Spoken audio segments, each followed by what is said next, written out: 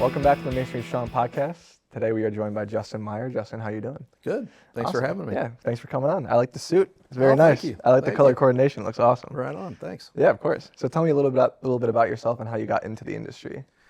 Well, so I've been in the industry for 22 years. Okay. Started in as a sales role for a company called Midwest Block and Brick in Kansas City, Missouri.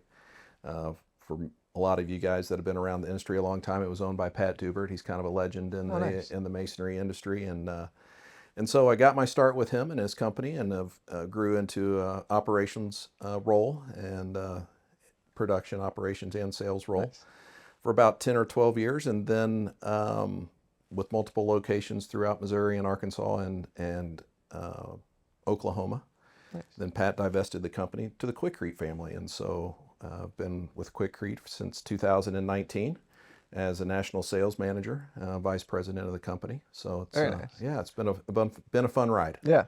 Did you go to school for sales? No, I didn't. Oh wow. Funny enough, I have a degree in biology and a master's in ecology, right? So I studied at the University of Kansas, and then went on to work for an engineering firm doing some environmental consulting work for about 5 years prior to joining the industry. Nice. Yeah. What was it about the industry that kind of drew you in? Well, Pat's persistence was part of it, but then once you get into the industry, you realize that it's a very, I want to say, close industry as far as the customers and the companies. And once you get in, it's very enjoyable, and it's like working with family, and you realize that even though you have competition out there, a day-to-day selling the products that we manufacture, the real competition is not us as producers. It's the other building materials that are out there. So once you kind of get that in mind and work from an industry perspective, working with the contractors and understanding their challenges and what we can do as manufacturers and suppliers to support the industry, it really gets in your blood and it becomes fun. Yeah. So, yeah. That's an awesome take. I actually never heard of, I've never talked to a salesman in the industry who's like, we're all, we're the other companies are not competition, it's the other materials. So that's awesome. I like that idea of it a lot. So I guess you've been in the industry, you've been selling, I guess, for 22 years, right? And then it was originally, what company was it originally? Midwest Block and Brick. Okay, so how have you seen the industry change over those years? Because you've been in it for a good amount.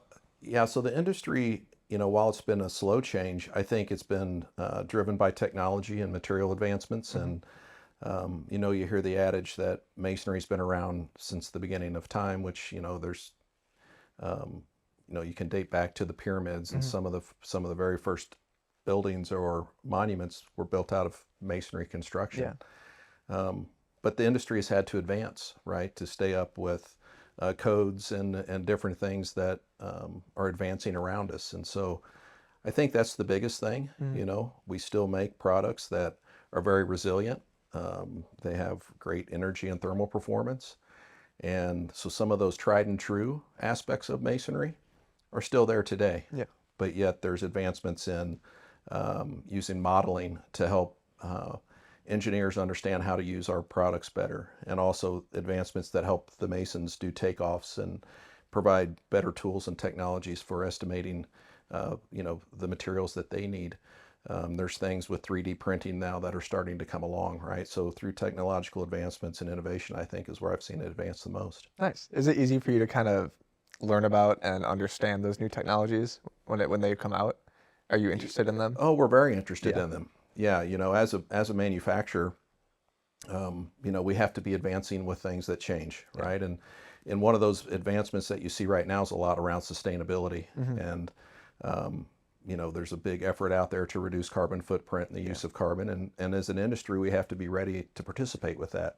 And so, the association, CMHA, has done a lot of work to put us in a very positive spot to be participate with showing what we can do to reduce our carbon footprint. And that goes a long way with designers and architects and owners, that they're doing the right thing for the environment, but yet getting a very sustainable building that lasts for hundreds of years. Nice. Yeah.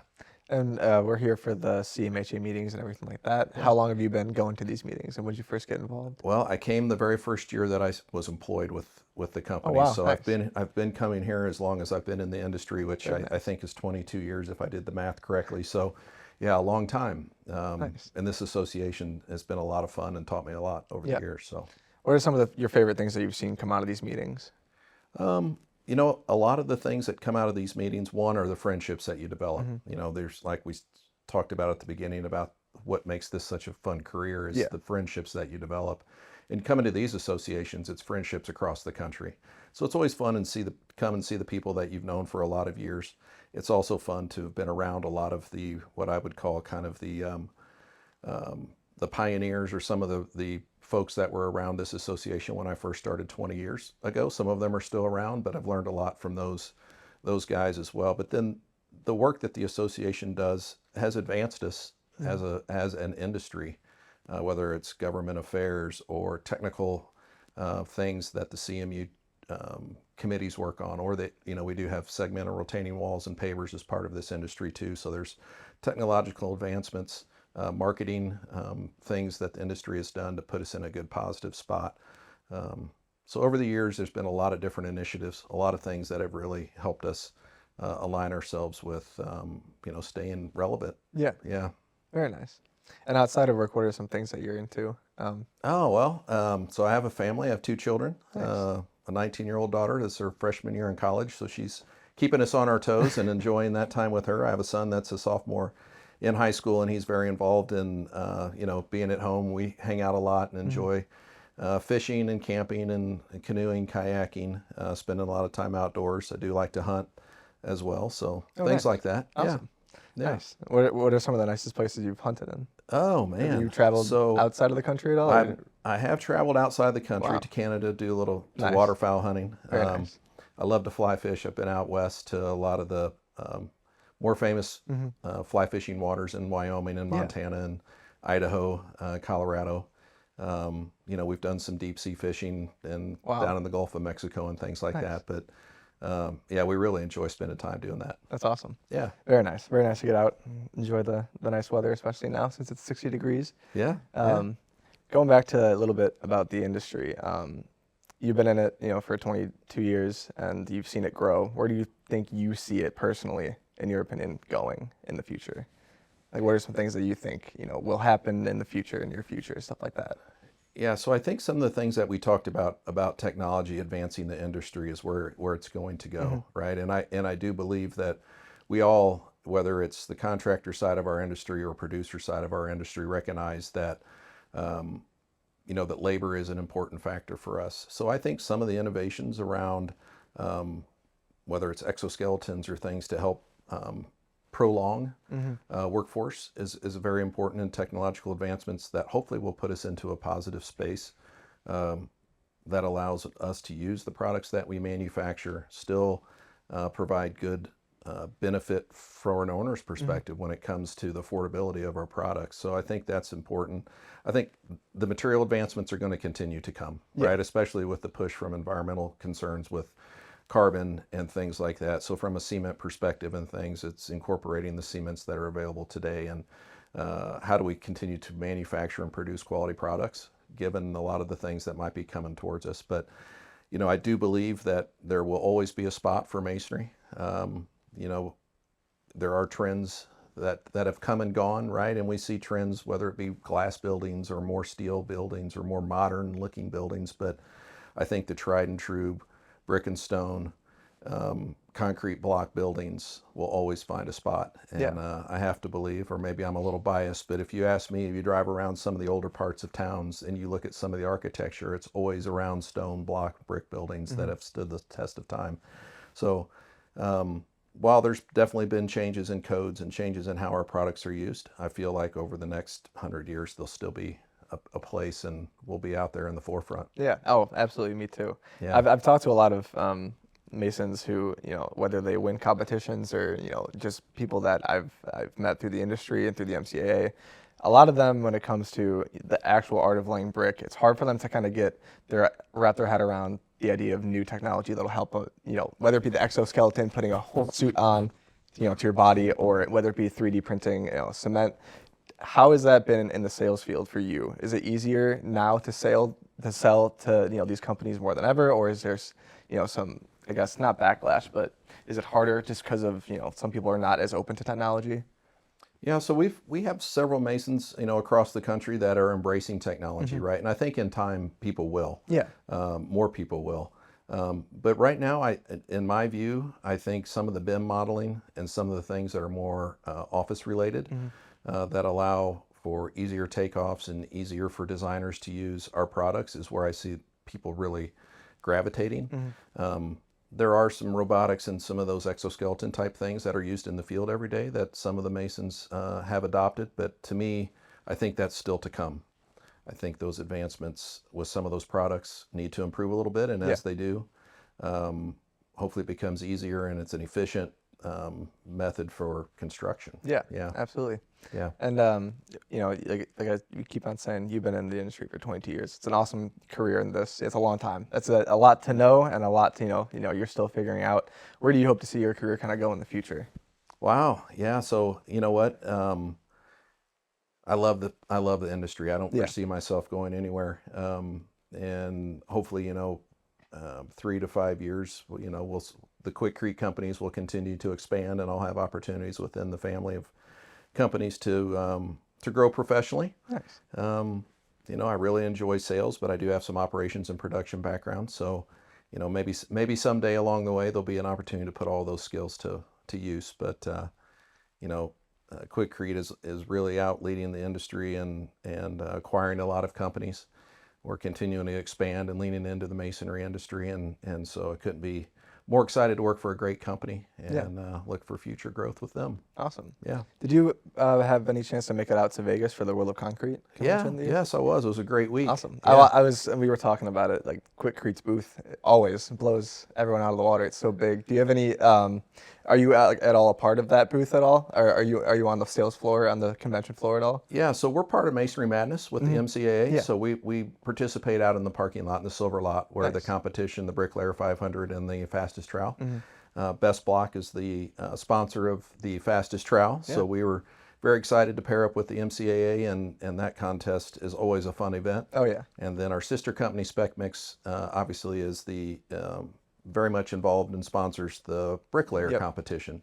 So from an industry standpoint, we're very involved as a company with Masonry Madness. Yeah. I thought it was a fantastic day. The competitors did a great job. The weather was beautiful. The support from the fan base and just from people coming out to watch the competition was really good. Yeah, we were talking about how the difference between the last couple of years and this year as far as audience, and the amount of people there.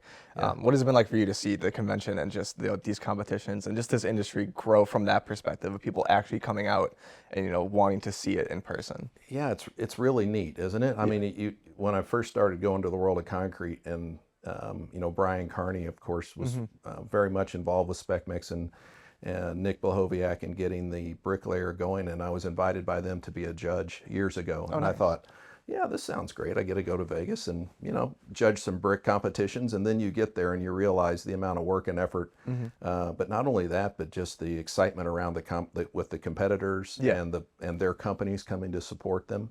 And you look, I think back 15, 20 years and to where we are today, and it has continued to grow. It continues to gain momentum.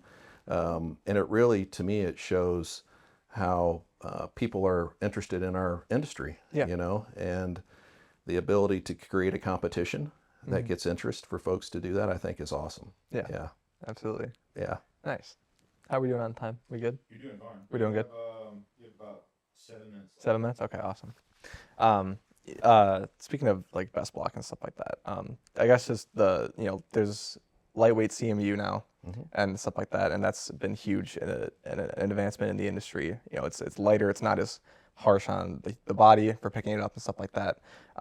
What kind of feedback have you heard on materials like new material advancements like that from actual masons? Yeah, I think the lightweight block, I think you hit it right on the head. That's the lightweight aggregates definitely have their place in our industry and with block manufacturing. I think a lot of the masons prefer to lay a lighter block, right? And obviously they can lay more in a day. It's more efficient for the contractors. So, but there are movements to use alternative building materials. And so it's interesting to see how that's evolved. You know, over the years, you've heard about things like adding glass or even rubber into concrete block batch designs. Yeah. And the whole idea being is how can we be sustainable, reuse recycled materials in our batches. But honestly, it always seems to go back to those tried and true aggregates that we use, lightweight being part of that. But, there's a lot of different, as you travel across the country, it depends on where you are as far as the type of aggregates that are available and the block that we manufacture. But, I think lightweight will always have its place. Yeah. Yeah. And I've been talking to a lot of the people I've met here and just, at World of Concrete. There was a big conversation over recruiting the new generation and kids recruiting initiatives in high schools and stuff like that. What are some of your thoughts on that? Have you seen that, over the years, the recruitment and the age demographic have gone down for newer generation, stuff like that? Yeah, and I think today with the focus of the MCAA and some of the state associations, contractor associations, have done a fantastic job with developing workforce initiatives. And Ryan Shaver, obviously in the Carolinas, he's a friend of mine, and to me, his energy that he brings to that has been instrumental in the success that he's had. And you think about where his program has gone from, years ago, we were just trying to figure out how to educate to now it's in the high school levels, and he's done a fantastic job getting some initiatives passed in state and federal levels for his curriculum. And you see what he's done there, I believe, is starting to move its way into other states. And, the state of Texas has really kind of tried to replicate or copy what Ryan has done into some of their association work. The state of Arizona is doing a fantastic job with workforce development, and I think it's going to be instrumental for us as an industry to recruit younger people into a career around masonry, and I do believe it's a career. It's a great industry, as we talked. There's a lot of wonderful people in this industry, and there's definitely a place for young people that want to get in and put in some good work. Awesome. Yeah. Thank you, Justin. Well, I appreciate you taking the time to be here and absolutely. be on the podcast. It was a great time talking to you. Well, thank you for having me. Yeah, of course. Yeah, absolutely. Yeah. Awesome. Thank you. Yeah, thanks.